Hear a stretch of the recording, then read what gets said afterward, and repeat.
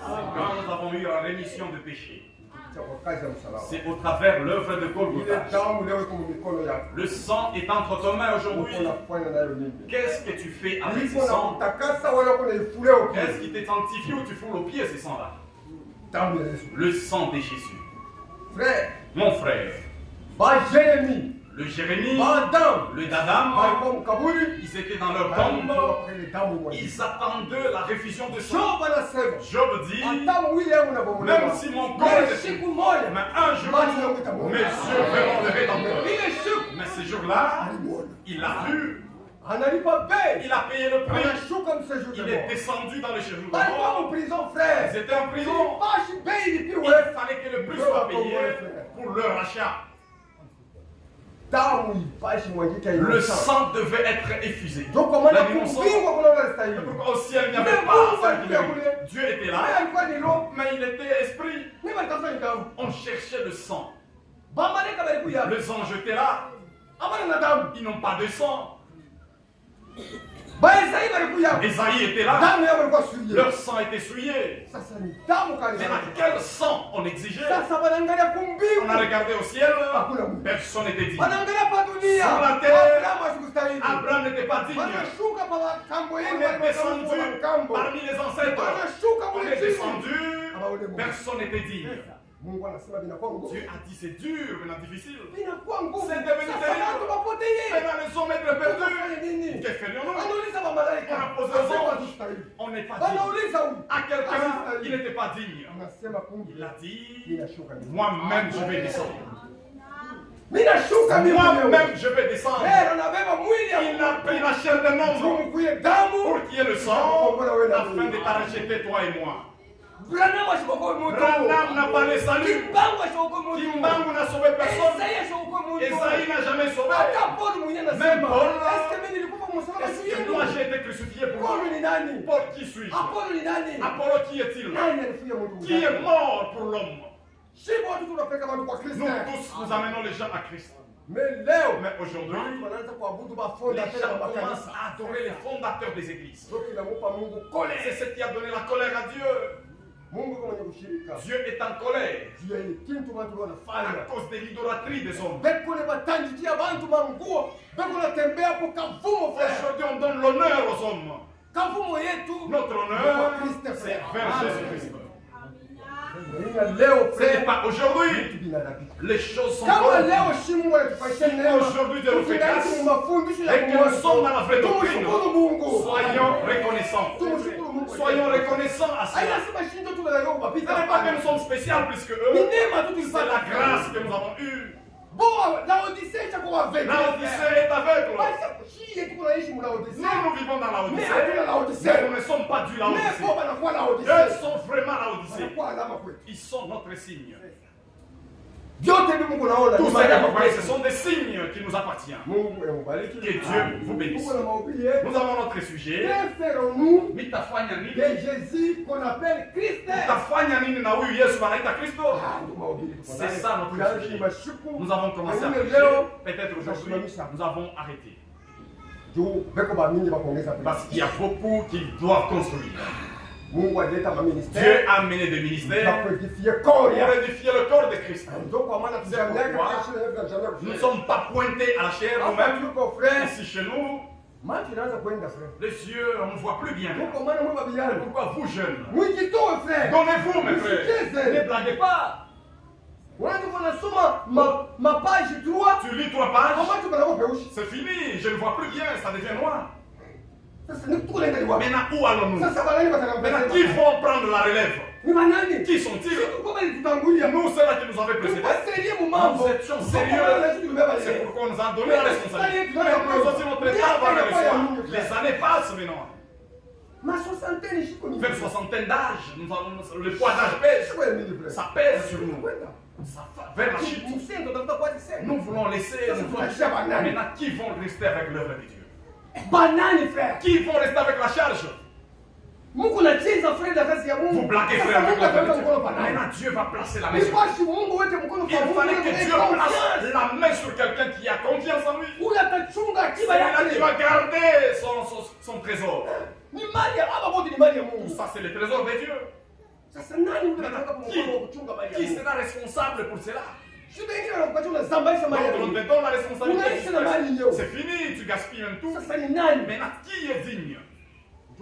C'est pourquoi soyons sérieux dans l'œuvre de Dieu.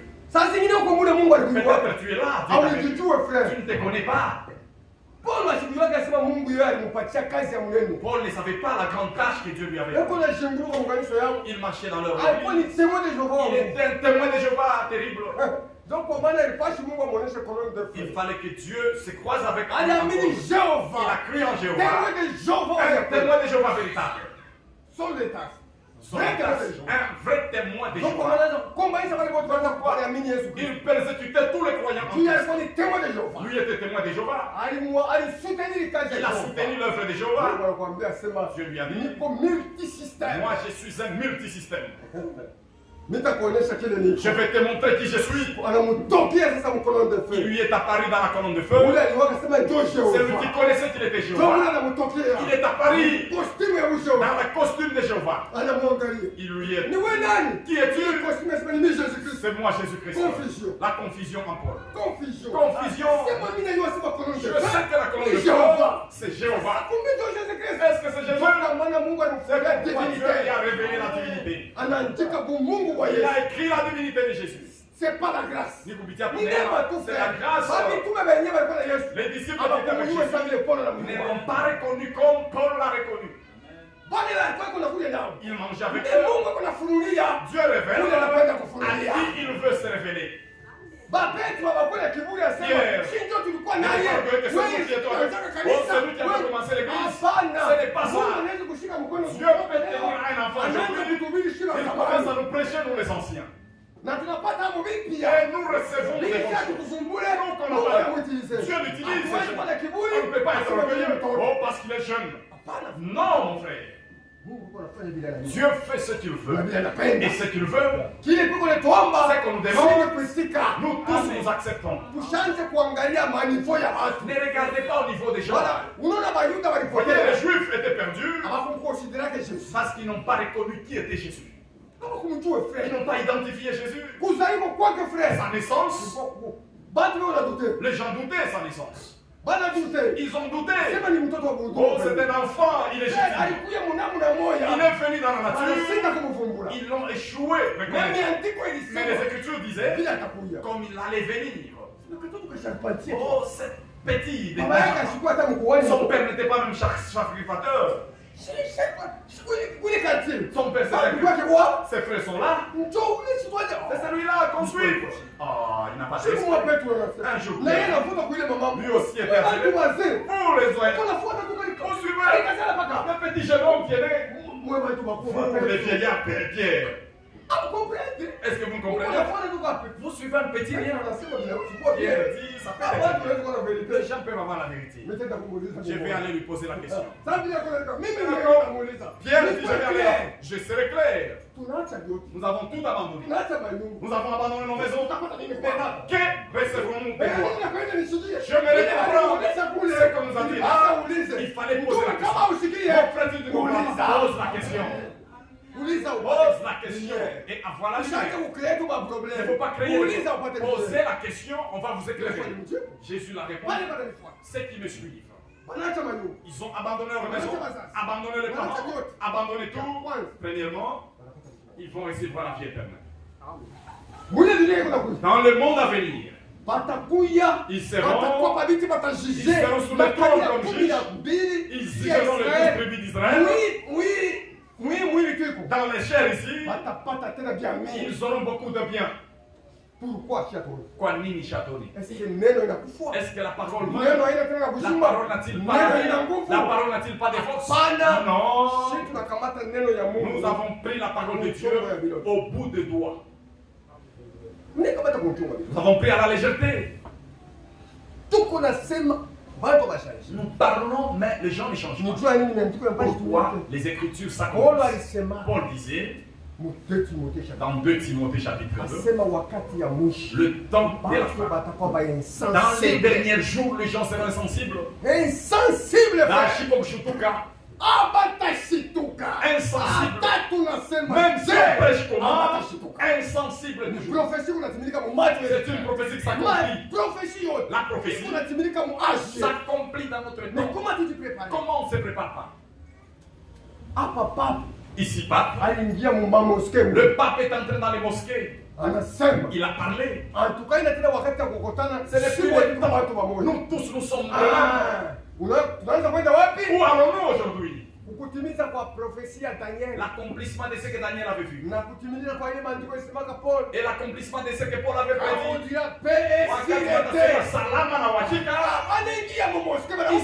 Il est entré dans les mosquées des musulmans, on a reçu le pape. On a reçu. Il a fait des commentaires. Sache que c'est le début des choses. Ça commence déjà. Pour ceux qui vont résister au pape, la bouche sera fermée. Quand vous avez encore fermé la bouche, nous parlons. Parce que Dieu parle encore. Que Dieu vous bénisse. Nous allons nous lever pour honorer la parole. Nous lisons notre écriture de Matthieu 26, au verset 11. Jésus comparit devant le gouverneur. Yesu alikuwa mbele kusambishwa mbele ya liwali. Le gouverneur l'interrogea à cette heure. Liwali akamswali mwi maneno. Es-tu le roi des Juifs? Eti wewe ni mfalme wa Yuda? Jésus lui répondit. Yesu akamjibu, Tu l'as dit. wewe umesema. Mais il ne répondit rien aux accusations des principaux sacrificateurs et des anciens. Lakini akekala kimya kwa mastaki yote ya makuhani makubwa na wazee. Alors Pilate lui dit, Kisha Pilato akamwelezea, n'entendis pas de combien de choses il t'accuse? wewe hausikie maneno haya wanamstaki? Et Jésus ne lui donna de réponse sur aucune parole. Yesu akekala kimya bila kumjibu. Ce qui étonna beaucoup le gouverneur. Ile ikashangaisha sana liwali. À chaque fête, le gouverneur avait coutume de les lâcher un prisonnier, celui qui demandait la foule. Kwa kila karamu liwali alikuwa na tabia ya kufungua mfungwa mmoja, ule kunzi ilianza kuomba. Il avait alors un prisonnier fameux nommé Barabbas. Kulikuwa mfungwa mmoja jina lake Baraba. Comme il était assemblé, Pilate leur dit, Wakati walikusanyika, Pilato akawaelezea, lequel voulez-vous que je vous les lâche? kati ya hao wawili niatilie nani? Barabbas ou Jésus qu'on appelle Christ? Barabasi wala Yesu mwenye wanaita Kristo? Ah, il savait que c'était par envie qu'il avait livré Jésus. Kwani alijua ya kama ni kupitia kutamaa balimtoa Yesu. Pendant qu'il était assis sur le tribunal, Wakati walikala pale kisambo, sa femme lui fit dire, mke wake akamwelezea, qu'il n'y ait rien entre toi et ce juste. kati yako na wewe mwenye haki kushikuye kitu, Car aujourd'hui j'ai beaucoup souffert en songe à cause de lui. kwani leo nilihangaika sana katika ndoto kwa ajili yake. Les principaux sacrificateurs et les anciens persuadèrent à la foule de demander Barabbas et de faire périr Jésus. Makuhani wakubwa na wazee wakahakikisha ile kunzi ya kama baombe Barabasi ili bamwangaishe Yesu. Le gouverneur prenant la parole et leur dit, Liwali akachukua msemo na kusema, lequel des deux voulez-vous que je vous les lâche? kati ya wawili ninyatilie nani? Ils répondirent Barabbas. Wote wakajibu Barabasi. Pilate leur dit, Pilate que akawaelezea, ferai-je donc de Jésus qu'on appelle Christ? basi mimi nitafanya nini na huyu Yesu anaita Kristo? Tout répondit, Wote wakajibu, qu'il soit crucifié. asulubishwe. Le gouverneur dit, Liwali akasema, quel mal a-t-il fait? eti alifanya ubaya gani? Ils crièrent encore plus fort, Wakalalamika tena kwa nguvu, qu'il soit crucifié. asulubishwe. Pilate voyant qu'il ne gagnait rien, Pilato kwa kuona asikuwe na faida, mais que le tumulte augmentait, lakini kelele ilianza kuongezeka, prit de l'eau, se lava les mains akachukua maji na kuosha mikono en yake présence de la foule. kati ya kunzi Eti. na kusema, Je suis innocent du sang de ce juste. mimi sina nakosa kwa hii damu ya mwenye haki. Cela vous regarde. Hii ni mambo yenu. Et tout le peuple répondit, Taifa yote kajibu, que son sang retombe sur nous et sur nos enfants. damu yake ituangukie yulu yetu na yulu ya watoto wetu. Alors Pilate lâcha Barabbas Et après avoir fait battre le verge, Jésus, il livra pour être crucifié. Kisha Pilato akamwachilia Barabasi, kisha kupikwa fimbo Yesu, kisha wakamtwala ili asulubishwe. Baba wa kumbingu, mfalme wetu, Mungu mkubwa, jina lako ni wewe Yesu Kristo. Tunashukuru na kufika tena, asante muumbaji wa mbingu na dunia, kwa mapendo na neema yako ulitufanyisha dunia leo. Baba, kulamka na kuheshima haiko neema, haiko zowezo, ni neema yako tu.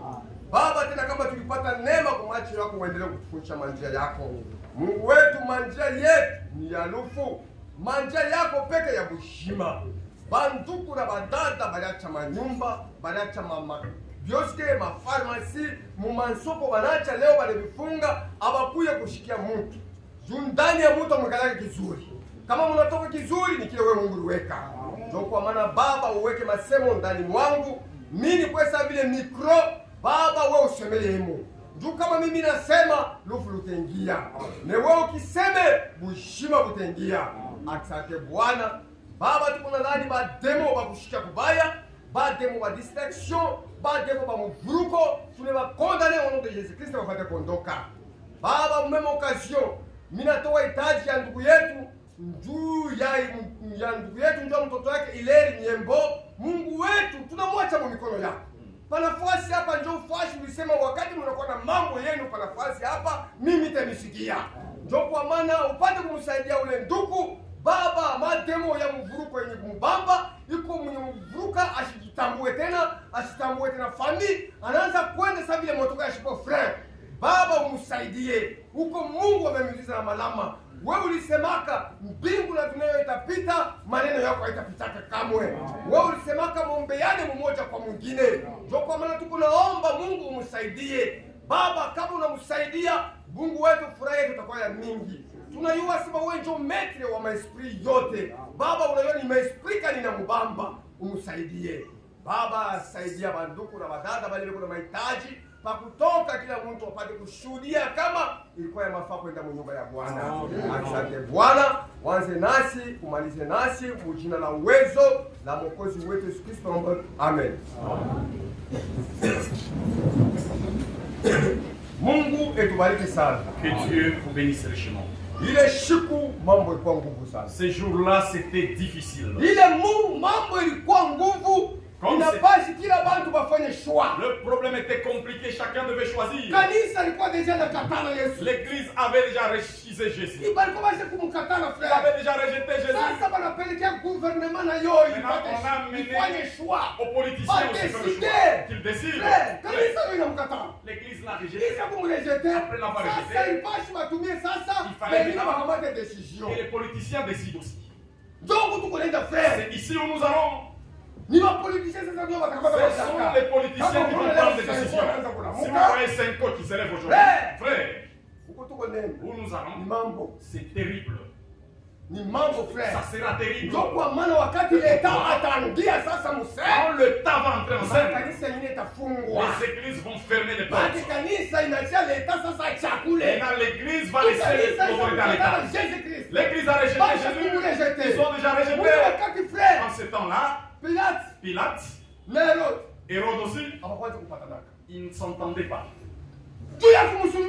Pour crucifier Jésus, ces jours-là, ils ont parlé. On envoie vers Pilate. Pilate aussi les retourne vers Hérode. Ils commencent à faire jouer. Pourquoi? Prendre la décision sur les ennemis. Pour crucifier Jésus, ces jours-là se sont réconciliés. L'histoire se répète. Pour crucifier la parole catholique, et ses ennemis vont se réconcilier. Ils se réconcilient aujourd'hui. Il est moja makanisa.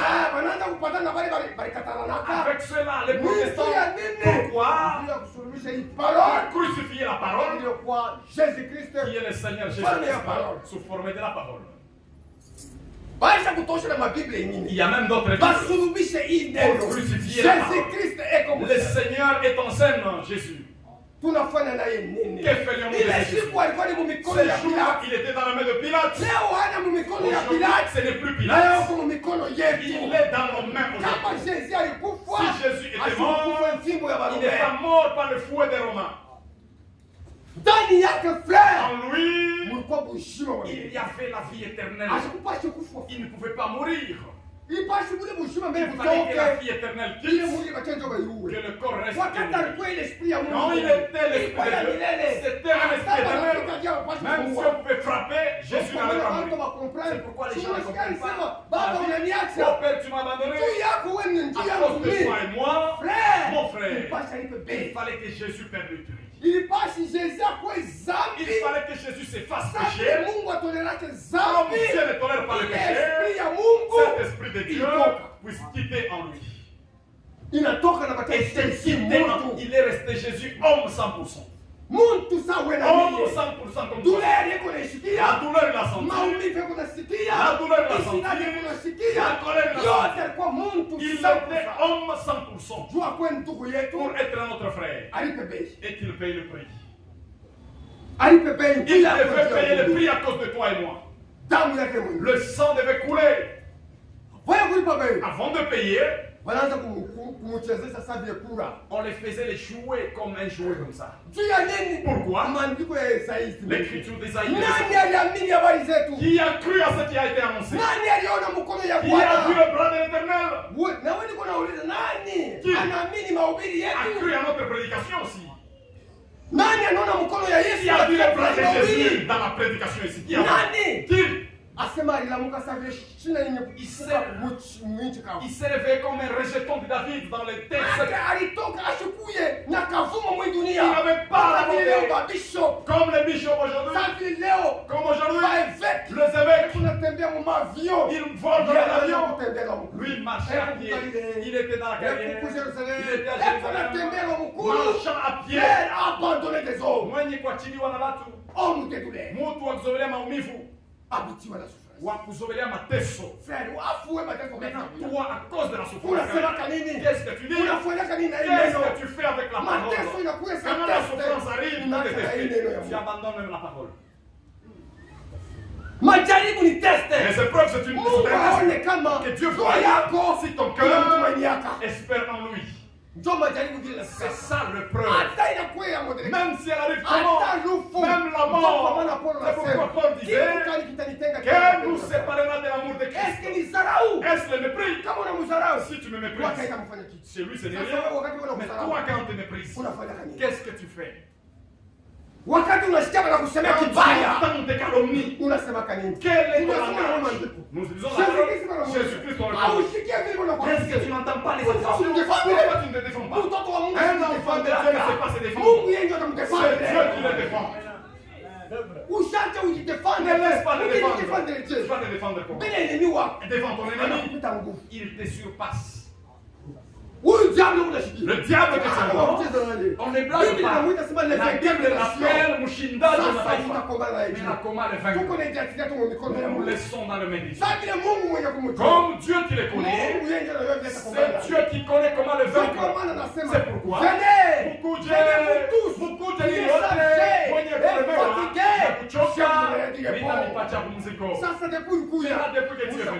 est-ce que tu as reçu le repos? Question. La question est à toi. La prédication. Beaucoup de prédications. Est-ce que tu as le repos dans ton cœur? Le mensonge. Prostituée.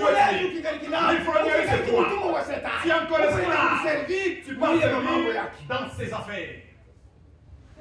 Tu es encore esclave. Est-ce que tu es dans les repos? Si tu as le Saint-Esprit, tu entres dans les repos. La prostitution disparaît. L'adultère va disparaître. Un Christ est l'intérieur. Comment ça va se trouver place? Lorsque tu te constitues, est-ce que tu diras que tu as Christ? Tu es un croyant seulement. Parce que le chrétien a l'esprit de Christ. C'est ça le chrétien. Toi, tu es seulement croyant. Nous devons être Christ, les chrétiens. Nous devons être des chrétiens. C'est ça le message. Nous sommes des croyants. Mais nous sommes des chrétiens. Pourquoi nous appelons tabernacle chrétien? Parce que nous sommes des chrétiens. Les enfants de Dieu. L'esprit de Christ. Doit régner en nous. Doit régner dans nous. Maintenant, toi, quel est l'esprit qui te domine? Quel est l'esprit qui règne en toi? Il faudra que là où tu es, au travail, on doit connaître que celui-ci est différent de tous. Au marché, on doit te provoquer même au marché. Jésus était provoqué. Sache que on commence à lui poser une question. Est-ce que n'entends-tu pas? Tu ne peux pas parler comme on t'a dit. Maintenant, toi, qu'est-ce que tu dis? Il n'a pas répondu. En aucun cas. Maintenant, nous, quel est notre avis? Il m'a donné la honte. Toi aussi, tu veux vraiment te défendre. Toi aussi, tu commences à chercher les canons pour retourner. Ce n'est pas l'esprit de Christ. Un enfant de Dieu, on te méprise. Regardez-le avec les yeux. Que tu saches que c'est Dieu qui a permis que celui-ci puisse mériter. Un jour, David, Shimei l'insulté. Oh, il était décabossé. Quand Dieu le balançait, son propre fils, Absalom prenait le pouvoir. David fuyait. Le pouvoir le relâchait. Les gens voulaient pas, mais Dieu n'a pas pris. Il était dans son. Quand on les crie, on les tue. Shimei a craché même sur lui. Regarde comme lui dit. Nous allons. David dit, laissez-le. Lui qui fait ça, est-ce qu'il peut me suivre? C'est Dieu qui a permis à Shimei. Laissez-le. Est-ce que toi aussi tu vois ça? Est-ce que tu vois comme ça? Est-ce que tu vois comme David avait vu? Tu vois l'homme qui blague avec toi. Tu vas rater le voyage. Tu vas échouer dans le voyage. Ce voyage est pour le vainqueur. Ceux-là qui vainquent le monde, comme Jésus-Christ était vainqueur. Après avoir vaincu, il est humilié dans tous les sens. Toi, tu n'as pas la valeur de Dieu. Jésus-Christ était Dieu. Il n'a pas vu sa nature divine comme étant quelque chose de valeur. Mais vous ne me connaissez pas. Tu ne me connais pas moi. Oh frère, c'est pourquoi je n'aime pas même quand je te frère. Tu vas me prendre pourquoi les sacs? Moi-même j'ai mes mains. Moi-même j'ai mes mains pour prendre les sacs. Tu vas prendre les sacs pour toi. Les gens aiment la popularité être régnée sur eux. Les gens aiment qu'on règne sur eux. Nous voulons que Christ règne. Les gens règnent sur eux. C'est ça l'esprit de l'homme. Dieu conduisait son père avec les prophètes. Mais les gens n'ont pas vu ça. Les gens voulaient la loi. Nous voulons comme les nations. Donnez-nous les rois. Le roi que vous cherchez. Écoutez ce qu'il fait. Il fera ceci. Il va vous régner. Nous acceptons même s'il règne sur nous. Dieu aussi, il n'est pas dictateur. Bon, donnez-le un roi. C'est pourquoi Saül est sorti. C'est ça l'homme. L'homme n'aime pas que Dieu règne sur lui. Il n'aime pas que Dieu le conduise. Les gens aiment la conduite de l'homme. Pourquoi même de ça, ils sont déviés. Vous sentez que là chez vous, vous n'avez pas la prière. Vous n'avez pas la prière. Oh, venez chez nous. Il y a la prière. Même la prière, nous connaissons pas. Le vendredi, il y a réunion de prière ici. Est-ce que vous venez, mes soeurs? Vous ne venez pas. Maintenant, vous voulez quelle prière? Vous avez un esprit de divination. Un esprit de divination. Parce que là où tu iras comme tes prophéties. Ici, nous avons des prophéties. Toute la prophétie, elle est dans ma vie. On n'a pas à te dire encore. Pour te dire que ule mwenye haki ataishi kupitia imani. Dans les Écritures, si tu veux la prophétie, qu'on te prophétise quoi? siku ya prophétie. Le jour de la prophétie. Mungu ya mwenyewe C'est Dieu lui-même. Le temps viendra. Asema mkuwe na patience. Soyez patient. Sa vile mulimaji. Comme les laboureurs. Mulimaji. Le laboureur, Akabeba mbegu ya mwingi. il prend la semence. Anaiweka mbulongo. Il les met en terre. Anashikilia mbulongo. Il recouvre. Anaanza Il kuangalia. commence à Mvula regarder. inapika. La pluie tombe. Kanatoka kanisa. Ça pousse. Kama yani. Un petit tige. Sa minji inatoka. Que le maïs. Ndio bado kwa minji. Ce n'est pas encore le Leo maïs. unasema minji inatoka. Il espère que le maïs est sorti. Patience yake. La patience. Anasema mwinji itakuwa yako. Que le maïs sera là. Inakome inafika hapa. Ça pousse, arrive Anasema là. minji yangu inatoka. Mes maïs ont bien poussé. Ikingaliki mayani C'est yote comme le feuille seulement. Siamini muimani yake korona ni muhimu. Dans sa foi, il voit le maïs. C'est comme ça, nous wakati tunaamini. Quand nous croyons, Frère, tukuwe na patience. soyons patients. Tunasema shia wakati Et tunaamini. nous, quand nous croyons, Mungu deja ni yetu. le ciel nous appartient. Quel que soit hakuna vision. Quel que soit qu'il n'y a pas de vision, hakuna même nini. s'il n'y a pas de prophétie, Mungu maisha kunilaka ni le yangu. ciel, on m'a promis cette Kama fois. uko unatembea Si vile, tu marches comme ça, utafika siku tu moja. arriveras un Ile jour, siku ujue. les jours que tu ne connais pas. Frère, utasikia unaingia Frère, prophétie. tu entreras directement dans la prophétie. Vision mimi sikuiwake. La vision, je ne connaissais pas. Siku moja. Un jour, Na mimi naweza kuji. moi aussi, je me Kuwaza demandais, vision ni je me demandais c'est na quoi la vision. watoto. Les songes. Siwe maana ya Je ne vision. connaissais pas la Una maana ya vision, mtoto. même les songes. Je ne connaissais pas. Mimi tunachunga mpaka mama yangu. J'attendais le moment de Dieu. Siku moja frère. Un jour, Wakati nikingaliki diak. le temps que j'étais diacre, Tunaenda na pasteur Kembe. nous sommes partis avec le frère Kembe Kudosie moja fulani. à un dossier X Ya frère moja fulani. d'un frère X. Sasa ile dossier wakati tunatrancher. Quand on a tranché ce dossier, Hai kawia na ukawi. ça n'avait pas traîné. Trancher les dossiers. Nous avons tranché. Nous Siku avons. moja niko paka huku shehe. Un jour, j'ai J'ai commencé à prêcher. Mahubiri ya die projetation na Mungu. Ile mahubiri Mungu anamwanga mapendo yake. Mungu maana mapendo yake ni mwanga kwa sisi Dieu hapa. projeta son amour pour nous. Niko naanza kudiferencier amour wa J'ai agapao. commencé à différencier l'amour amour agapao phileo. na ile mapendo ya Wakati kimungu. niko nenda Quand kudiferencier. j'ai différencié ça, Niko ne développer. j'ai développé Frère alikuwa kumbaya un frère qui était devant, comme le frère Jean Makashi qui est là. Donc le frère alikalaka C'est ile. là que le frère était là ce jour-là. Mimi sio sema Je frère. ne connaissais pas. Wakati niko na Et ubiri. quand je prêchais, Frère anaingia mwile mambo le tulitransact. frère est entré dans ce qu'on avait tranché. Donc au moins tunasema ba ministre Mais kama pourquoi frère nous anakuwa na mambo. disons, le ministre, si un frère vient avec un problème, envoyez-lui vers le diacre. Wewe usijazarte kwanza kuingia mu mambo. Ne t'hasarde pas à trancher le problème avec lui.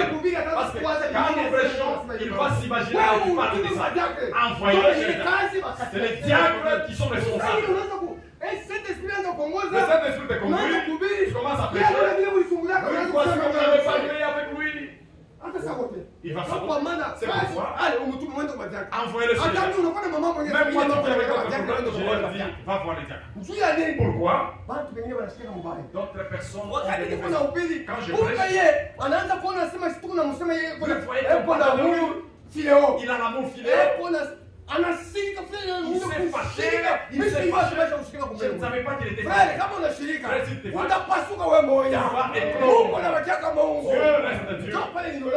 là que j'avais vu la main de Dieu. J'ai jamais versé en ce jour. Quand je prêchais, arrivé à un niveau, j'ai senti une parole finie. Que Dieu te bénisse, frère. Que Dieu te bénisse, frère. Que Dieu te bénisse, frère. 3 fois. Le frère s'absent. Toujours Dieu de la chair. Je me suis arrêté, j'ai arrêté la prière. Je suis parti au bureau. Qu'est-ce qu'il y a? J'ai prêché, qu'est-ce qu'il y a en juste? Pourquoi j'ai dit ça? Dieu te bénisse. J'ai senti comme si, frère, Dieu résout les problèmes de il dévie aussi les problèmes. Il a dans ce qu'il avait planifié. Je suis parti au bureau. Je lui ai posé la question. Toujours au bureau. Automatiquement vision na shuka. Automatiquement la vision est Anaonyesha ule frère wako mbele. Le frère qui était devant. Unaona frère ule alikaa Tu as vu tel frère qui était devant? hapa shika na mtumishi. Je l'ai vu, j'ai vu son image. Unaona ule frère. Il a dit, c'est frère. Anaanza kuwaza. Il pensait ceci. Anaanza kuwaza. Il méditait ceci.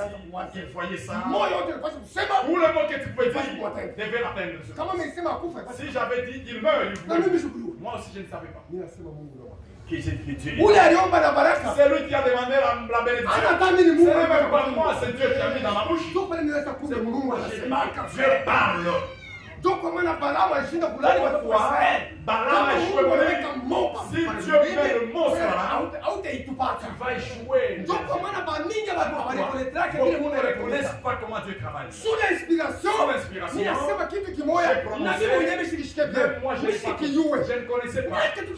Croyant que c'est venu comme ça. Peut-être c'est la réponse d'un frère. La réponse d'un frère. C'est là, j'étais surpris. J'ai fait quoi au juste? C'était la réponse d'un frère. Comme Dieu s'occupe de ses affaires, dans la vision m'a montré, en sortant, j'avais parlé à frère qui est le frère. Et c'est Dieu qu'on a dit, Dieu m'a dit, c'était le frère. 18 heures, le frère est venu à la maison. Lui-même, on ne l'avait pas suivi. Pour la bénédiction de Dieu qui est descendue. Le frère lui-même est venu. J'ai dit, frère, Dieu t'aime beaucoup. Je ne connaissais pas que tu pensais à mal. Le frère tremblait. Il a arrangé. L'affaire est terminée. Ce frère, comme nous parlons, il a même une église, c'est un serviteur de Dieu. C'est comme ça que Dieu. Parfois, nous parlons des choses de fois. Si c'est la parole de Dieu, supporte, c'est la faire ton effort. Oui, supporter. Supporter, c'est la faire un effort. Nous ne venons pas pour parler de toi. Quel bénéfice aurons-nous? On échoue quoi dire pour parler de toi? Frère, nous venons ici. Nous vous montrons la parole. Frère, oui, c'est devient difficile. Supporter cela. Patienter. Il y a des choses parfois qui blessent quand nous prêchons. Mais comme enfant de Dieu, ayez de la patience. Patientez. Israël ont rejeté Jésus. Même si Dieu avait identifié sa naissance, Dieu avait prédit, mais Israël a rejeté. Si vous entendez Nicodème a dit, nous savons, nous n'avons pas. Il n'a pas dit, il n'a pas. Nous savons, il connaissait Jésus. Mais pour l'orgueil, ils ont rejeté. C'est comme ça les nations, ils connaissent que nous avons la vérité. Pour abandonner les églises, il y a des intérêts charnels. Ils ont rejeté Jésus. Ils ont rejeté Jésus à cause de leur intérêt. Ne rejetez pas Jésus pour les intérêts. Le corps retournera à la poussière. Ce que nous combattons, l'âme qui est en toi. C'est pourquoi la Bible nous dit, l'âme qui pêche, il est nafsi natenda zambi, celle qui mourra. Le corps est déjà mort. L'âme, c'est ça le problème. Le corps entraîne l'âme au péché. Nous devons connaître comment marcher.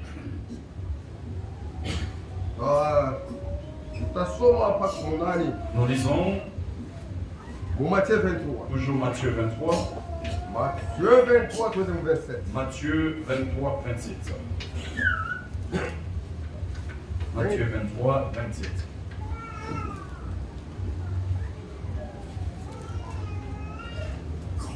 Et 37. Matthieu 23, verset 37.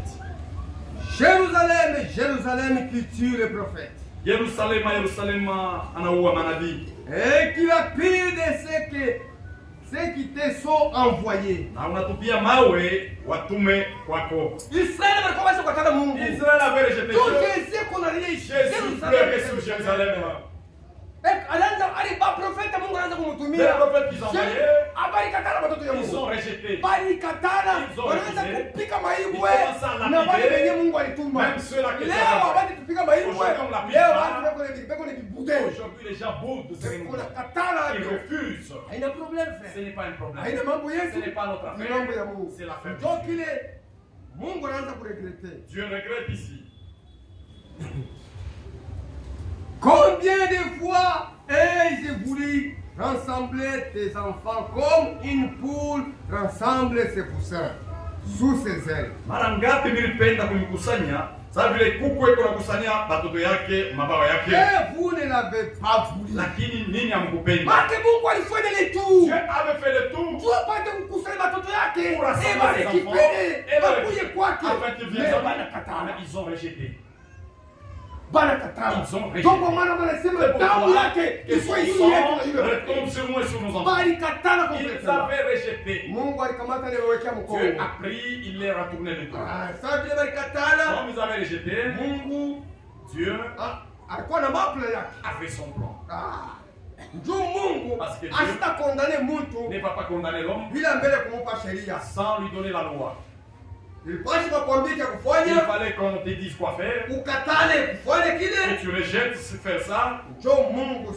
Et là, Dieu maintenant allait trouver comment te rejeter aussi. Que ferons-nous de Jésus qu'on appelle Christ? Tout à fait, Dieu n'a eu Jésus à Christ brochure. Page 19. Page 19. Paragraphe 112. Paragraphe 112. Frère, je pense à cette heure. Mina waza kwa Isa. Je pourrais m'attarder là-dessus. Mina weza kugawia pa ile fashi, pa ile tumbo ile. Mais vous n'avez une autre réunion dans un moment. Lakini mkuna mkusanyiko ingine mdakika ingine. Je crois. Mina minia. Et je vais dire aujourd'hui. Na mitasema leo sasa. Si vous ne faisons pas attention, kama amkewe yange, il est sur nos mains. Iko mikono yetu. C'est Jésus son sang. Il est sur nos mains. Iko mikono yetu. Sur nos mains. Iko mikono yetu. En Amérique. Kwa Amerika. Pensez-y. Muwazie mbele. Je ne dis pas ceci dans un accès de colère. Nisiseme hivi kwa ile kasirani mkubwa ilinikamata. Je dis ceci tunasema hivi pour apporter la lumière. Njoo nilete kumwangaza. Je dis que le sang de Jésus-Christ tunasema damu ya Yesu Kristo sur les mains des églises. Iko mikono ya kanisa. De l'église américaine. Mikono ya kanisa kwa Amerika leo. Le sang de Jésus-Christ damu ya Yesu Kristo. Si l'Amérique. Iko ya Amerika. Amérique entière. Amerika yote. Le sang de Jésus-Christ damu ya Yesu Kristo est contre les méthodistes. Iko ya méthodistes. Les presbytériens. Iko ya presbytériens. Les Iko ya pentecôtistes. Il est sur les mains de chacun d'entre nous. Damu ya Yesu kumikono ya kila mmoja wetu. Voyons. Naona si c'est bien le cas, kama ndio vile, pensez-y. Muwaze ile mambo ile. Le sang de Jésus-Christ. Damu ya Yesu Kristo. Oh là là. Oh là là. Le sang de Jésus-Christ est sur les églises. Les églises ont fait quoi avec ces sangs? Est-ce que ils ont pris ces sangs pour ils ont foulé au pied les sangs. C'est sur les méthodistes, sur les catholiques, ces sangs-là de Jésus est au-dessus d'eux. Ces sangs-là ils ont foulé au pied ces sangs. Le sang de l'alliance. Damu ya agano. Pour nous réconcilier avec Dieu. On a foulé au pied ces sangs-là. Et tout comme Pilate.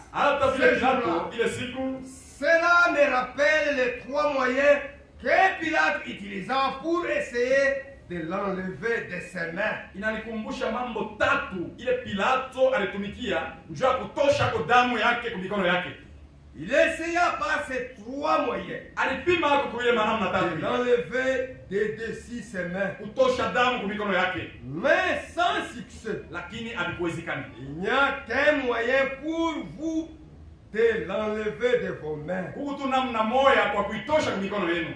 Voyez ce qu'il a fait. Pilate essaya ces trois moyens. Pilate aliweza kupima kwa ile maneno matatu. Tout trois échoué. Nous devons regarder les problèmes en face. Tunapaswa kuangalia mambo hivi kuhusu kwa uso. Mambo kama inakufikia. Si le problème arrive, frère, usije échapper. Ne vous échappez pas. Regardez face à face les problèmes. Regardez ça face à face. Prenez mambo. Prenez la responsabilité et entrez dans la parole. Vous allez trouver la solution. Usijibu. Ne répondez pas conformément à ces problèmes. Vile unaiona. Comme tu le vois. Vile unaisikia. Comme tu l'entends. Itakupeleka mbali. Ça va t'amener loin de la beba ile mambo. Prenez ces problèmes. Hata inakuuma. Même si ça te fait mal. Ya nguvu je. Même si c'est dur. Beba ile mambo. Prenez ces problèmes. Retournez-le à la parole de Dieu. Neno ya Mungu nasema nini? La parole de Dieu nous dit quoi? L'amour quoi? L'amour esquisse tout. L'amour supporte tout.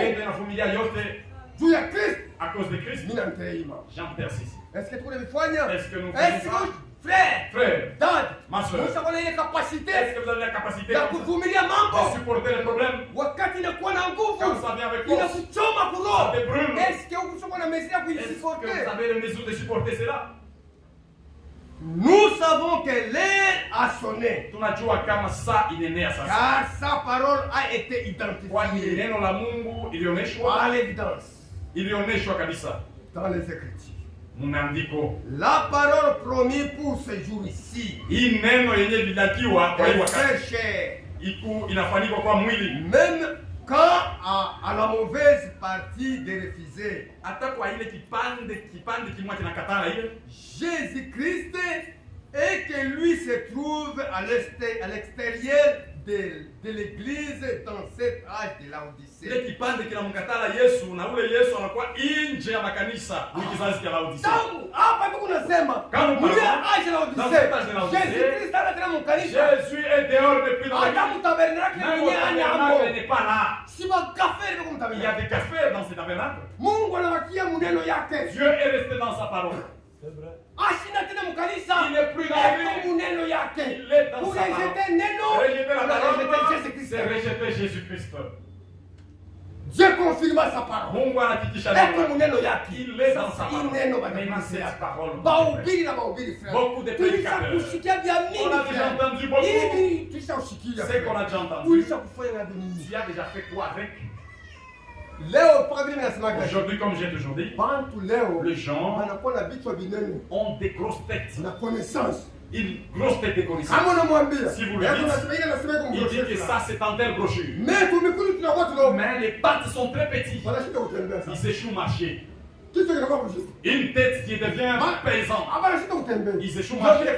C'est comme ça que l'église échoue. La connaissance. Si vous leur dites, ils rejettent. Moïse nous a dit.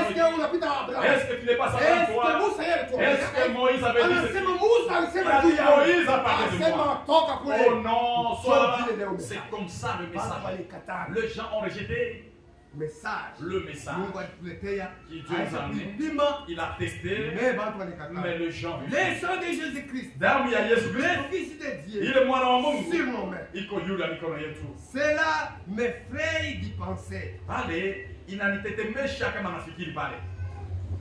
Passer par-dessus ça, j'en ai des frissons rien que d'y penser. Le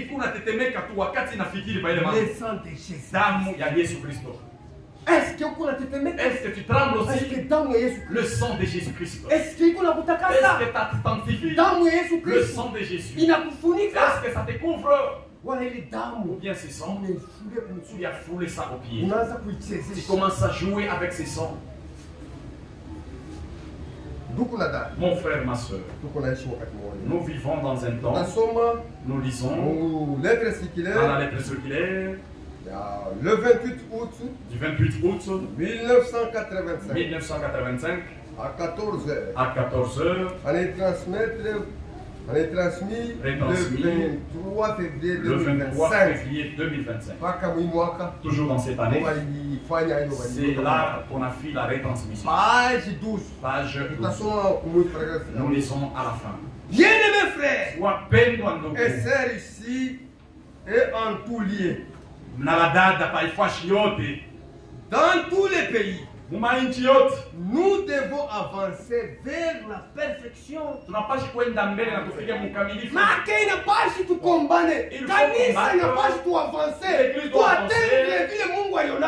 Vers la perfection. Sans tâche. Bila doa, bila taka, ni rien de semblable. C'est en ce temps parce que toute l'écriture s'accomplit.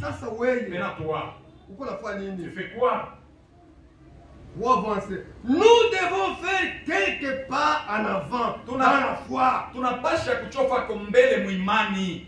Tuchofe kwa muimani. Avancer un pas. Hatuwezi kuwa saba toto muimani. Kama kanoko, pengine wanashirika, pengine wanarudia kumkongo, pengine wanaanza kujiacha, pengine wanafanya vile wanapenda. Mambo ya Mungu haina vile unapenda. Mambo ya Mungu ni kuamini. Hata vinauma kuamini na kuitika asema ni Mungu. Mungu atajokipenda bila makia.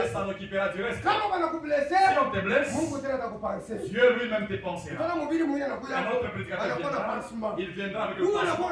Celui qui a blessé, l'autre vient avec le pansement. C'est comme ça que Dieu travaille. Nous devons avoir le but tunapashwa na kifukuzio devant les yeux. Kifukuzio mbele ya macho yetu. Et ne pas nous laisser distraire par des choses que l'ennemi veut mettre. Na tushijatilie kulingama kwa vile vitu adui anafia kupanda. Vile shetani kunafia kuingiza mkanisa. Le Satan veut anapenda pande na yote. Il fait usikue distrait na ile mambo. Distrait avec ses problèmes. Mungu unawakia hapa ile mambo. Unaanza kudiscuter hapa ile mambo. Shetani kuna kifukuzio. Satan a un objectif. Ile mambo analeta. À cause de ce qu'il a fait. Mais si hatuna vile. Nous sommes pas comme ça. Nous avançons dans la foi. Nous avançons. Ça, actualité. Sont restés dans cette actualité. Sur notre chemin, mais nous devons regarder au-delà de ces choses. Tout ce qui arrive, les mépris, les mauvais entendements, regardons loin Jésus-Christ. Oui, nous devons regarder au-delà de ces choses. Oui, j'ai levé les yeux vers le ciel où on te loue, et alors nous ne voyons plus les circonstances. Si tu regardes au ciel, la gloire à venir.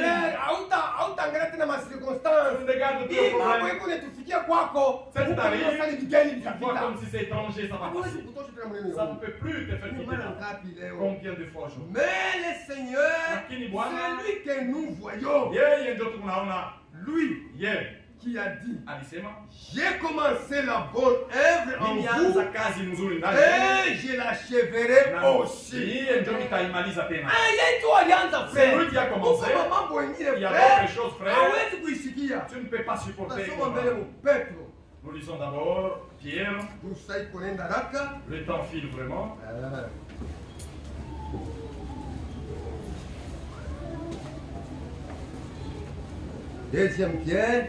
Deuxième Pierre 3. 2 Pierre 3, 14.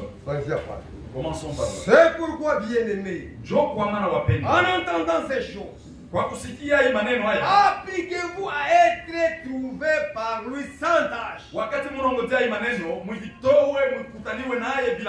Et irrépréhensible dans la paix.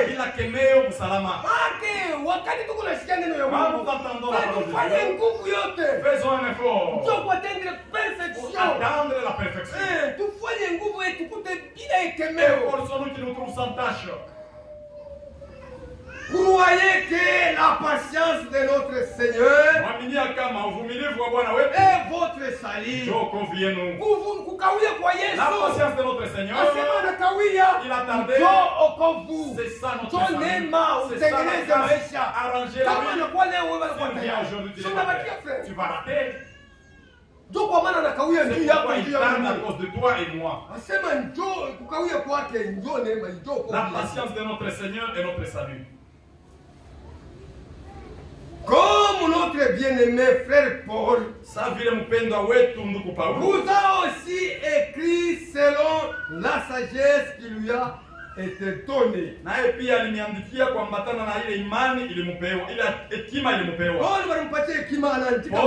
a eu la sagesse, c'est là que nous avons. C'est ce qu'il fait dans toutes les lettres où il parle des choses dans lesquelles il y a des points difficile à comprendre. Dans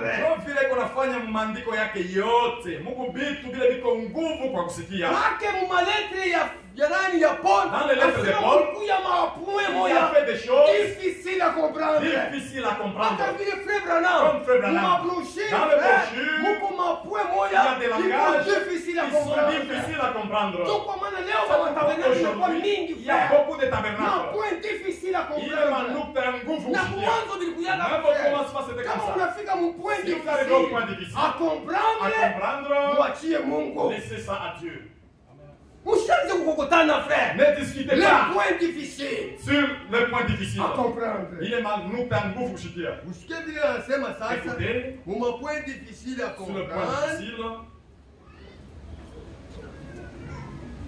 à comprendre dont les personnes ignorantes et mal affermies tordent l'essence des mots. Mule mubile bitu bantu babila kujua na bila nguvu beko na geuza manamna yake. Tordent l'essence comme celui d'autres écritures pour leur propre ruine. Beko na geuza hali ya miandiko nzu ya kupotea kwabo. Vous donc bien-aimés qui êtes avertis, nini basi wapendwa mnakala mshua, mettez-vous sur vos gardes, mkewe ange, de peur qu'en entraîné par l'égarement de l'impied, de l'impie, ili msimtumbukize mkupotea kwa wale maovu. Il y a deux points difficiles. Frère, nous devons faire attention. Un jour, je suis arrivé sur un point. Je n'avais pas compris. Comme j'avais dit, je vais aller poser la question à la conférence. Dieu nous a donné même des docteurs. Si j'arrive à un point difficile, je ne vais pas chercher mes... J'avais lu en Ésaïe 65, à un endroit, je ne comprenais pas Ésaïe 65. Ésaïe 65, nous allons lire. 65, 19. 65, 19, nous allons lire cet endroit. Je ferai de Jérusalem mon allégresse. Nitafanya kwa Yerusalema kwa shangwe yangu. Et de mon peuple ma joie. Na kwa taifa yangu furaha yangu. On n'entendra plus le bruit des plaies, le bruit des cris. Hawezi kusikia mule tena makelele ya vilio na kulalamika. Et il n'y aura plus des enfants ni vieillards. Hakuwezi kuwa watoto wala wazee qui n'accomplissent leur jour. Bale hawezi kutimiza masiku yao. Car celui qui mourra à 100 ans, kwani ule atakufa na miaka 100 sera jeune. Atakuwa kijana.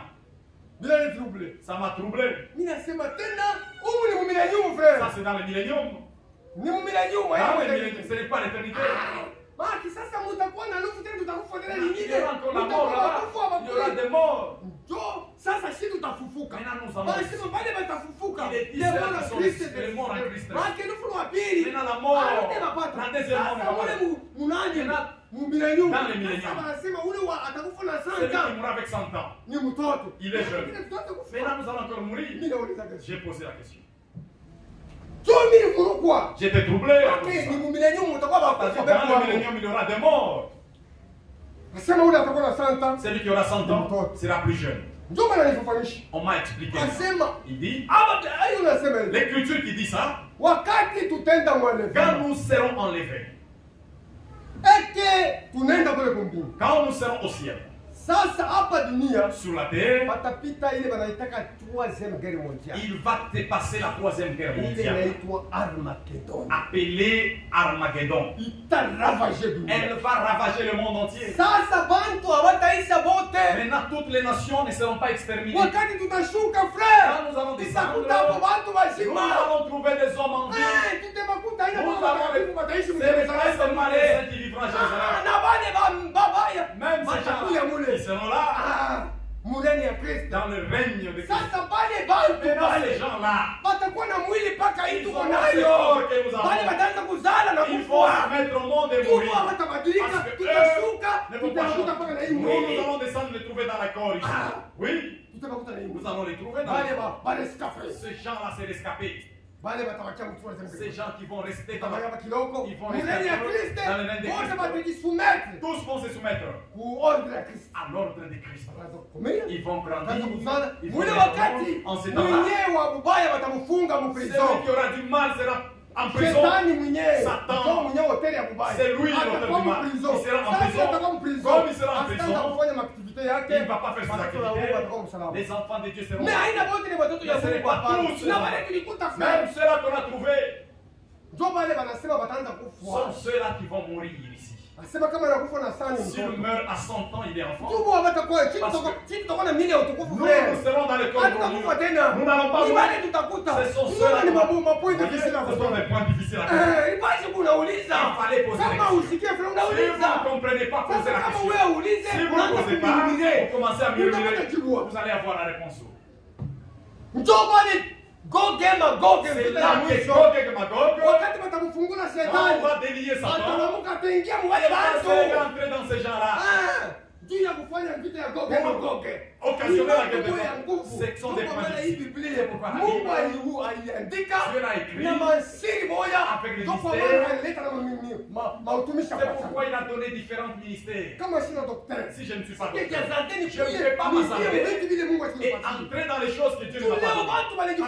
Aujourd'hui, les gens se sont fabriqués des docteurs. C'est ça le mal d'aujourd'hui. Le temps file très vite. Le temps avance rapidement. Nous allons lire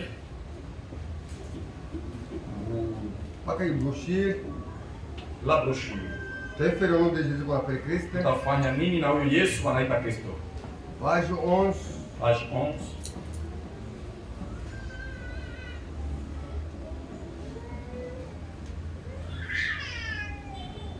Troisième page 10. Page 52. On commence au paragraphe 52. Toute la nation devrait être amenée en jugement. Mataifa yote itapita mkisambo. Parce que c'est arrivé Kwani ile mambo inafika vers l'an 70 de notre ère. Mwile l'an 70 ya kizazi yetu. Wakati walikatala Jésus Christ. Quand ils ont rejeté Jésus. Taifa yao yote ilipaswa ipite mu Toute la jugement. nation devait passer par le jugement. Mu l'an 70. En l'an 70, Ndio ule Israël alilipa c'est là bei. qu'Israël a payé le prix.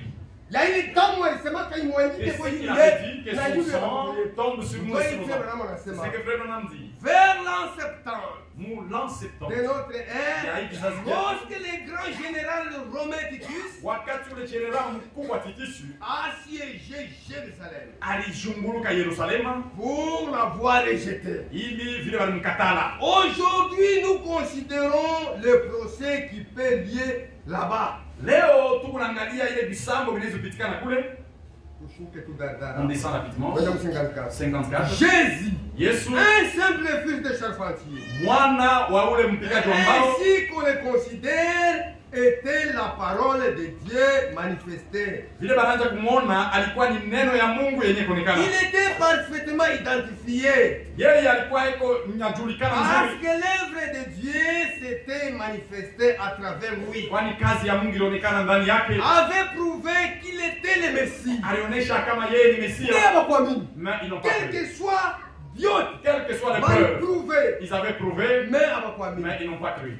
Rendez mon page 11 au paragraphe 60. Paragraphe 60, page 11. Et aujourd'hui, Na leo, les protestants, bale ba protestant c'est le lié au conseil œcuménique. beko na kusanyika muungano ya makanisa. En faisant la même chose, Beko nafanya kitu moja moja, en greffant des traditions humaines plutôt que de prendre la parole de Dieu qui est manifestement identifiée. beko nenda kutunga bisela vya bantu na balaweka neno ya Mungu ile inaonekana mzuri wazi pembeni Par le Saint-Esprit. kupitia Roho. Et qui démontre qu'il est le même hier, aujourd'hui et Ile éternellement. neno kunaonesha yeye ni sawa sawa jana, leo hata milele. L'Église est dans la balance. Kanisa iko mkipimo leo kanisa. Kanisa leo iko kwa L'église balance. est sous la balance.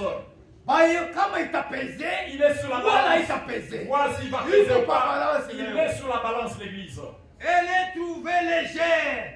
Yayo inakutanikana mupepelo. Wakati banapima Quand kanisa, on pèse l'église, iko pepelo manaka ipeze ça kumbele ya ne pèse Mungu. pas devant Manaka Dieu. kanisa inabeba matradition. L'église a pris des traditions. Inakuwa sasa banabeba madogme. C'est comme s'ils ont pris des dogmes. Broshi inakuwa sasa vile bakatolika banaanza comme des kubeba catholiques. mafundisho kama credo. Prenez des enseignements et des credos maintenant. Na sisi tunafanya hii Nous aussi, message. on a fait de ces Tunaanza messages. kufanya kwa sama credo. On fait comme des credos maintenant. Kama usome Si tu broshi ne lis pas la au brochure, ya prêcher tu message. n'as pas encore prêché le Nani message. alikwambia vipi? Qui t'a dit ça?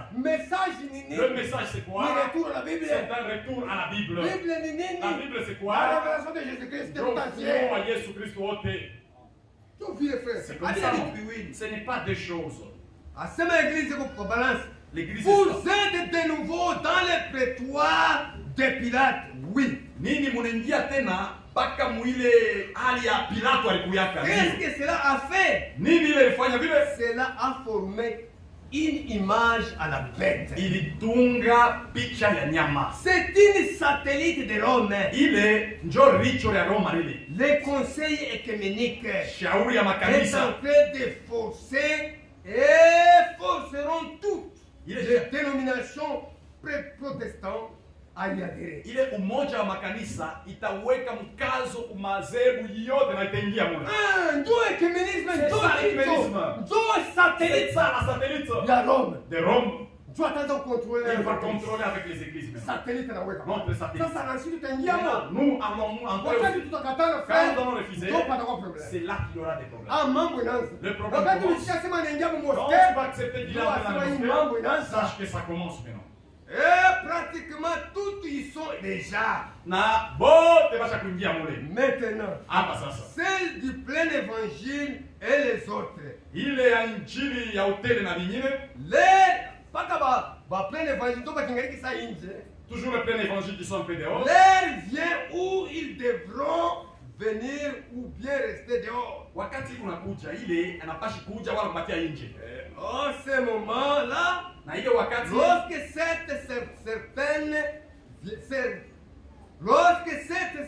cette contrainte viendra, wakati ile nguvu ya kukasirisha itafika, vous serez déjà identifié avec la marque de la bête. nini mtaonyeshwa kupitia ile picha C'est ya tout nyama. à fait juste. Ni vya kweli. Qu'est-ce que c'est? Ni nini? Des prostituées protestantes Bakaba ba mazebu. avec leur vieille mère romaine. Na ule mama yabo ule Roma ule. La prostituée d'Apocalypse 17 Na ye mwenyewe kaba wa mule Apocalypse 17. dit qu'elle était mère des prostituées. Alikuwa ndio mama wa bakaba. Exactement. Ni vya kweli. Les dénominations Mazebu, protestantes mazebu ya kukangala qu'elle tenait dans sa main. njo ile alishika mikononi La mwake coupe de la colère de Dieu. kikombe cha kasirani ya Mungu. Unashikia sema Vous écoutez? wote Tous bacha kuingia sont entrés. watoto wake wote, Toutes ces filles. mama yabo mwenendo Leur mère prostituée ndio anaanza kubarekipere. commence à récupérer ses filles. Conseil kumenike Dans les conseils féminines, alipeleka watoto wake et wote. récupérer ses filles. Kati na chofwa Le temps avance. vile vinabakia kwa Mungu yeye Ce qui mwenyewe. reste, Tusome Mrome sasa. nous lisons Romains maintenant. Tunaona saa inaenda haraka. Le temps avance très vite. Bashi kusema vya mingi na vya mingi tusome. On devait beaucoup parler, Mungu mais anajua Dieu sait. vile vinabakia kwa Ce qui reste, Mungu atajokipea Dieu watumishi. s'en occupera avec d'autres serviteurs. Watumishi weko kwa Il y mingi. a d'autres serviteurs Ale Mungu atasemea. et Dieu parlera au travers d'eux. Ya lazima L'essentiel, Yesu yako mu mikono yetu. Jésus est dans nos mains. Tunafanya naye nini? Que faisons-nous avec lui? Romains chapitre 1 troisième 18. Romains 1, 18. Inasema Dit ceci. la colère de Dieu se révèle du ciel contre toute l'impiété. Kasirani ya Mungu ikunaonekana tokea mbingu juu ya uovu wote Et toute injustice des hommes qui retiennent injustement la vérité captive. na injustice yote ya batu bale beko nashika ukweli mukifungwa. Anke vérité déjà iko na ubiri fashi. La vérité prêchée par Mais bantu wanabeba hii ukweli ya Mais Mungu. les gens prennent la vérité, Inabacha captive balifuchika. anaiweka mkifungwa. Wanatangulisha maendeleo yao Les personnel. intérêts personnels. Maendeleo ya mwili. Les intérêts de la Matembea chair. mliotoka. Ils marchent dans la Baishi vertu. mzuri. Vivre très bien. Abambie bantu Ne danger. disent pas aux gens les dangers. Frère, bana bakiwe kuna fasi Mon Branham frère. anakuwa tu sana idole. C'est comme Branham si ça devient une idole. Ilikuwa idole Ça frère. devient l'idole, Kwa hiyo Branham. Paul alionaka C'est ce depuis que pale. Paul avait Hii dit. esprit ya Mungu Cet esprit de la so Odyssée. kwa maana kolera ya Mungu La inawaka. colère de Dieu. Kila wale bantu wanakamata bantu wanjao inakuwa Comment idole. tous ces gens-là pourraient devenir idoles? Car ce qu'on peut connaître de Dieu Kwani ile tunaweza kujua kwa Mungu, est kwa Mungu manifesté pour eux. inaonekana kwao. Dieu les ayant fait connaître. Mungu alibonesha hiyo. Maana Mungu alituonesha verite yote. Dieu leur a fait connaître. Akajirevelea Il kwetu. s'est révélé à nous. Jésus-Christ. Nous connaissons C'est le Jéhovah de la Jésus-Christ. Saint-Testament. Ndio Yehova wa Agano la Kale. En effet, Japo les perfections invisibles de Dieu, sa puissance éternelle, sa divinité, se y voit comme à l'œil depuis la création du monde. Comme on considère dans ses ouvrages, ils sont donc inesquisables. Wakati tunaangalia tu maumbile, wale batu abastahili rema. Vyote viko wazi. C'est vraiment clair. Vyote be bantu banakataa. Les gens refusent. Makabila bali mkatalaka kwa Yuda. Comme il était rejeté aux Juifs. Puisque ayant connu Dieu, Wale balimjua Mungu. ils ne l'ont point glorifié comme Dieu. Hawakutukuze kama Mungu. Ils ne lui ont point rendu grâce. Hawakumjalia neema. Mais ils se sont égarés Lakini balienda pembeni. dans leurs pensées. Wanapotea mawazo yao. Et leur cœur sans intelligence Na mioyo yao bila akili. a été plongé dans les ténèbres. Tumbukiza mugiza. Se vantant être sages, Beko nilitapa benye hekima. ils sont devenus fous. Lakini wanakuwa bapumbavu. Wanasema wanayua. Ils sont devenus fous. Banaanza kulitapa ndio Ils se vantent message. le message à cause du Banaanza message. kulitapa. Ils se Ndio vantent. wanafika wanaanza kuabudu na watu. Mais ils commencent à adorer les hommes. Message wanapita kwa Le message, on est passé à côté. C'est pourquoi. Je crois mal. 23. Et ils ont changé la gloire de Dieu incorruptible à l'image représentant l'homme corruptible, des oiseaux et des quadrupèdes et des reptiles. Anabadilisha utukufu ya Mungu mpicha yenye inaonyesha mtu wa kuharibika, bandeke na banyama ba mikulu 4 na bali ba kutambala. Banaanza kuabudu banaweka kinyeke. Ils adorent les aigles maintenant. Wengine kama pigeon. D'autres un pigeon. Wengine mtu wanakamata photo yake wanataka kutembea Les nayo. photons commencent à marcher avec la Paul anaona vyote Paul vya avait zamani. tout vu. Watu wanashanje. Les gens ont changé. Wanaanza kuabudu bintu. Les gens adorent les choses. Banaanza kuabrandiri bantu kwa watu wenjao kwa watu On wengine. grandit les hommes aux gens maintenant. Ulia kubrandiri Jésus Christ. Au lieu de grandir Jésus-Christ. Asema banaanza kubeba bandeke. On commence à représenter les animaux et même les hommes. Donc il est colère ya Mungu. C'est ça la colère de Dieu. Mungu anashirika. Dieu s'est fâché. C'est pourquoi Dieu comment? Dieu les a livrés à l'impureté. Mungu akabatoa kuma uchafu. Selon le convoitise de leur cœur. Kufuatana na matamaa ya mioyo yao. En sorte qu'ils déshonorent eux-mêmes leur propre corps. Ili bapase kukosa heshima hata kumili yao wenyewe. Kwa maana leo watu wanataka na heshima na Les familia yao. gens déshonorent leur corps. Baya kuna kwa degré ya Le juu. mal à un degré très élevé. Mungu anabacha na heshima yenyewe ya mwili yao bana. Même le respect des corps ils n'ont pas. Wanaanza kufua wengine wanaanza kubeba wanaume na wanaume. D'autres font l'homosexualité. D'autres choses. Mais ça c'est pas. Et qui ont changé la vérité de Dieu en mensonge. Wao walibadilisha ukweli ya Mungu mbongo. Et qui ont adoré et servi la créature au lieu du créateur. Wao waliabudu na kutumikia maumbile ili bashitumikie muumbaji. Qui est béni éternellement. Amen. Ule muumbaji anabarikiwa kwa milele. Amina. C'est pourquoi Dieu les a livrés à des passions infâmes. Mungu alibasukuma kuile matamaa ya mbaya. Car les femmes ont changé l'usage naturel en celui qui est contre nature. Kwani wake wao wanabadilisha ile hali ya kiasili na wanaenda mubitu bile abina ya kiasili. Manake banamuke banashanje. Leur Banapenda mwanaume na mwanaume. On voulait un Mwanaume na homme mwanamke. un homme une femme. Mais banashanje mwanaume na Les mwanaume. femmes ont changé. Wengine mwanamke na imbwa. D'autres aussi les lesbiennes avec les Banashanje chiens. natiri ya On a Mungu. changé la nature de Dieu. Kile Mungu aliumba Tel que Dieu vifanyikane. avait créé. Wanaanza kufanya vitu njia matamaa On a yao. changé des choses contre la Mtu nature. anashuka frère. L'homme est tombé. Anatamani imbwa. Il veut même les chiens. Wewe ni mtu anashuka. Ça c'est Aina l'homme. imbwa anaenda utafuta Ce n'est mtu. pas les chiens qui est parti chercher l'homme. Mungu ndio alifundisha na C'est Dieu qui imbwa. a l'homme Afanye hivi, a éduqué amuowe. le chien pour se marier avec l'homme. Mwana kule mtu anashuka. Voyez comment Mungu l'homme est anabacha wapate kuanisha Dieu mili yao wao. les a abandonnés et déshonoré leur corps. Et de même les hommes abandonnant l'usage naturel de la femme. Hata banaume nabo banacha ile kuchukua mwanamke kwa kiasili, Se sont enflammés dans leur désir l'un pour les autres. na wanawaka mtamaa yao wanaanza kuoana mmoja na mwingine. Na wanaume na bo. Même les hommes aussi. Na bo banashauri yako. Wanaanza kuoana wanaume na wanaume. Est-ce que mwanaume na mwanaume tazara? Est-ce que l'homosexualité vous avez entendu? Vous voyez les hommes. Pourquoi? Ils ont rejeté Jésus. On a rejeté. On a rejeté loin. Son sang est d'entre nos mains. Maintenant, que ferions-nous? Le sang de Jésus est entre nos mains. Nous allons faire avec quoi le sang là?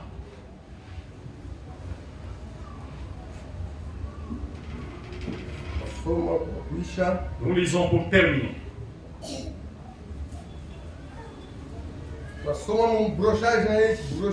L'unité avec Dieu. La brochure Umoja Pamoja na Mungu. Il prêchait le 11 février 1962. 11 février 62. Page 8. Page 8. Paragraphe 334. Page 8, paragraphe 34. Eh bien, l'Église est maintenant fiancée à Christ. Kanisa iko mchumba na Kristo. En vue du mariage. Juu ya ile ndoa. Le mariage n'a pas encore été conclu. Ndoa haiyafanyika. Ce sera au souper de noces de l'agneau. Itakuya kule kukaramu ya mwana kondoo. Nous voyons donc que l'Église est maintenant fiancée. Tunaona kanisa iko mchumba. Comme un homme qui est fiancé à sa femme. Sa mwanaume yule anafiancé mwanamke. Que fait-il pendant qu'ils sont fiancés? Beko nafanya nini wakati wako fiancé? Il lui offre simplement toutes sortes de choses. Beko nadipatia yako tu mazawadi, makado. Il lui envoie des cadeaux. Anamtumia makado. La met à l'aise. Anamweka mzuri. Eh bien. Nani mzuri. C'est ce que Christ est en train de faire à l'égard de son Église. Jo vile Kristo anafanya kanisa yake. Et il nous envoie des dons. Anatutumia mazawadi. Des dons d'esprit. Mazawadi ya roho. Comment pouvez-vous donc être fiancés alors que vous niez l'existence de ces dons? Basi mtachumbiana je na kama mnaanza kukatala ile mazawadi? Ile mazawadi Mungu alileta Dieu a donné les dons. Sasa ile kanisa acha kuichumbia hadi mariage. Le mariage sera au nom de la sasa analeta madon. Il a donné des dons. Sasa ile madon watu wanakataa. Ces dons là les gens rejettent. Ile madon kama wanaleta ta don. Le don si on amène même un don. Don ya prophétie. Le don de prophétie. Le don de guérison. Le don de guérison. Le don de prêcher. Tout ce qu'il a amené. Le genre prennent seulement ce qu'il reste. Ils rejettent les dons que Dieu a donnés à nous. Moi j'aime toujours frère Nikombe s'il prêche. Quand le frère Kalinga prêche, moi je me sens pas bien. Tu es dans la confusion. Le ministère sont là pour édifier le corps. Ça ne va pas travailler de la même manière. Si nous prêchons tous de la même manière, le corps n'a pas un seul membre quand même. Il y a plusieurs membres. Celui-ci attaque l'autre. Si nous tous nous devenons où seront les évangélistes alors? Si nous tous pasteurs, les docteurs seront où? Pourquoi Dieu a placé ces dons-là? Ce sont les signes même de l'amour. C'est ça l'amour de Dieu. Il nous a pas laissé faire. Il nous a donné des dons dans l'église. Les gens font quoi avec les dons? Ils les rejettent. C'est le signe de Dieu envers son église. Jésus a dit, ces miracles accompagneront ceux qui auront crié. Eh bien, gardez ces choses à l'esprit. L'église doit croire chaque parole, chaque promesse, chaque iota, et réclamer cela pour elle-même.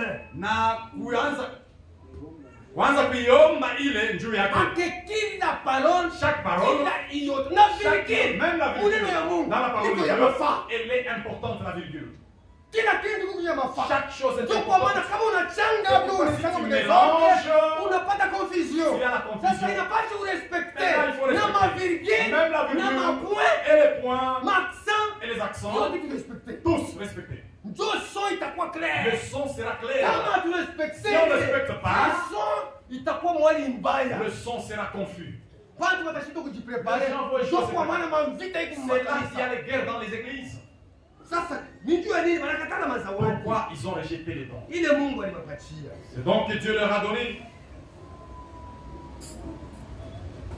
Seulement pour y réclamer et s'y appliquer. Na kuitumikia. Si j'étais célibataire Kama tumilikuwa washokole et que j'étais fiancé à une fille, na mimi nachumbia mwanamke moja, je lui enverrai quelque chose. nitaanza kumtumia hapo kazawadi. Une bague de fiançailles. Nitamtumia bagi ya fiançailles. Et si elle ne le porte Kama pas, shivae, cela montre donc ile maana yake qu'elle ilikuonesha n'a pas confiance en moi. ya kama ashinitumainie, Elle ne veut pas être mon épouse. ashipende kuya bibi yangu. Et si Christ envoie des dons Kama Kristo anatuma mazawadi, et qu'il a promis à l'église ila alilaka kanisa et que celui-ci le na rejette, kanisa na katale ile zawadi disant ya kusema qu'il n'est pas ainsi. oh, haina vile, Elles ne veulent pas être l'épouse de Christ. ashipende kuwa bibi harusi wa Kristo. Elle est l'épouse d'un autre amant. Yule ni bibi harusi Et wa non mtu de mwingine, Christ. aina wa Kristo. Ndio kwa maana C'est makanisa pourquoi les églises, baisha kumrejete. ils sont rejetés. Hapana tena bibi Ils ne harusi. sont plus l'épouse. Bibi haitatoka mule. L'épouse de Christ Ndio wanakatala viendra. mazawadi ile Mungu Ils alileta. ont rejeté les dons de Wanakatala Dieu. zawadi ya Ils ont malakita rejeté les ile. dons des maladies. Wanakatala serviteur Ils ont fidèle. rejeté les serviteurs Wanakatala fidèles. vile vyote Mungu Ils ont alituma rejeté ukanisa. tout ce que Dieu a envoyé à l'église. Watajikuta Ils ont wanakuwa na bwana mwingine. Ils ont un autre mari. Mwingine nani? Qui c'est? Shetani kwa kumaliza. C'est Satan pour terminer. Twende mu 9 tuanze mu 38 mu. Nous allons au paragraphe 38, page 9. Tenez, aucun homme, aucune femme ne peut croire les mensonges Mushike maneno, hakuna mwanamke wala mwanaume anaweza kuamini bongo du diable, ya shetani, à moins qu'il n'ait douté de la vérité hata tu de Dieu. kama anaweka shaka kwa kweli ya Mungu. Ni ne peut croire les mensonges du diable, Hakuna mtu anaweza kuaminia bongo wa shetani à moins qu'il n'a douté de la vérité de Dieu. kama tu ashiweke shaka kwa Mungu. Ainsi, Ndio vile voyez-vous, unaona Ève, Eva, Adam, où cela nous met ce matin. inatupeleka wapi maneno haya asubuhi? Ndio kwa maana C'est pourquoi kutute douter neno ya Mungu. la parole de Dieu. Frère shetani na kutofa. Mon frère Satan. Kama kuko bintu binye njoo sasa Il y a d'autres choses, il y a presque pas. tupashi kumsomea On hata devait tu prier. hatuwezi kuponda On ne wakati. peut pas prendre tout le temps. Pale frère Branham yuko Notre nasema frère Branham dit, kuko bintu bingine kama mnafika fashi nyina il mwelewani. y a d'autres choses si vous ne vous entendez pas. Msikreye desordre. Ne créez pas des problèmes de Na désordre. msiforce. Ne forcez Paka pas msikilisha mtu vile wewe pour vous faire unasikia. entendre comme toi. Yeye bado kupata revelation. Il n'a pas encore eu la Mtakreate discussion. Vous allez créer des Kisha discussions. mnafungula mlango kwa Après, shetani. vous ouvrez la porte à Kisha Satan. mvumiliane mmoja kwa Après, vous mwingine. n'allez pas vous supporter. Kunafika mapoint difficile à Il y a des points comprendre. difficiles à comprendre. Unafika amwelewane. Vous ne comprenez pas. Unamwambia frère. Vous dites à Eko frère, catégorie il kile est mmoja catégorique dans ce anayua. qu'il Na wewe fait. uko mpile unayua. Toi aussi catégorique. Usikree ma problème. N'arrêtez pas, ne faites pas de Hapa problème. unaona bantu kwetu makanisa na kwa. Voyez des églises Hapa dans le kwanza monde. kuvumiliana mwile Vous ne mapoint. pouvez pas se supporter. Jésus-Christ. Jésus-Christ, Abakumie bote tamoja. on ne les connaissait pas tous, la révélation en même temps. Petro ndio wa kwanza kuvumbula. Pierre a eu reçu la révélation en premier.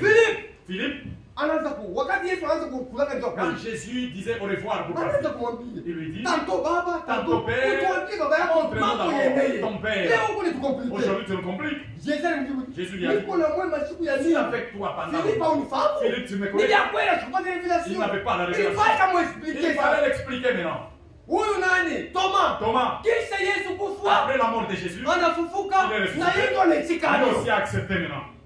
Kila mtu kuna wakati. Chacun en son Kama temps. unaona frère, Si tu vois un frère, unafika mpwe Vous moja. arrivez au Unafanya point discussion. de faire des discussions. Eki amupatane. Et que vous ne vous Frère, entendez Mungu pas, asite mkondane asema Dieu jua nini mkuyu ne vous wetu. condamnera pas. Pourquoi Mungu vous ndio le kuna connaissez? revele maandiko yake. Maintenant, c'est Dieu qui révèle sa parole. Frère Branham anasema Le frère Branham hii dit, Bible cette Bible, mtu wote tout homme eko na mikono, a de main, eko na nguvu, il a la force hawezi kuifungua. de l'ouvrir. Unaweza kuifungula, Tu peux l'ouvrir, mais hawezi kurevele Dieu. mais tu ne peux pas révéler. Hawezi kufungula maupana iko Tu ne peux mule. pas révéler Ule cette kuna uwezo C'est ni mpaka pas la capacité Saint-Esprit. seulement le Saint-Esprit. Sasa ule mtu kama Saint-Esprit Mais si cet anasema, homme n'a pas le Saint-Esprit, Si n'a pas utembeye. marché d'abord. Frère Branham analeta maexample ya Frère Branham a donné Anasema beaucoup. kama kuna kuya Si nguvu, vous mangez la poule, unafika pa vous mfupa. arrivez à l'os. Mambo, le point difficile à comprendre. Ile mfupa, anasema usitupe. Et j'étais pas l'os. Kama ataweka pembeni. Mettez à côté l'os. Mwanze kuendelea na bukari. Continuez à manger. Mwisho ushibe. Kisha ushibe. Après, unaweza kutafuta sasa mfupa. Mwanze kwenda pole pole. Allez manger la viande. Ile mafuta iko mle ndani. Prendre la moelle Pole unaweza kuchunguza. Et vous allez Haina unakitupa mpaka pale. Utatupa na vitu vizuri na kupata vitamine. Même les choses qui vont vous donner des vitamines. Utakitupa frère. Vous allez jeter. Uchunga wakati mmoja. Attendez. Utumishi mwingine. Un autre prédicateur peut venir. Je m'en souviens. Un jour, frère, vous allez me patienter. Ananisomea asema frère, uniambie kwa hivi verse mimi nasoma. Moi, après ces versets, je ne comprends rien. Hébreu 7. Hébreu 7. Melkisedek. Qui est le Melkisedek, roi des Salem? Ana baba, Il n'a pas de père, ni d'origine, ni d'origine.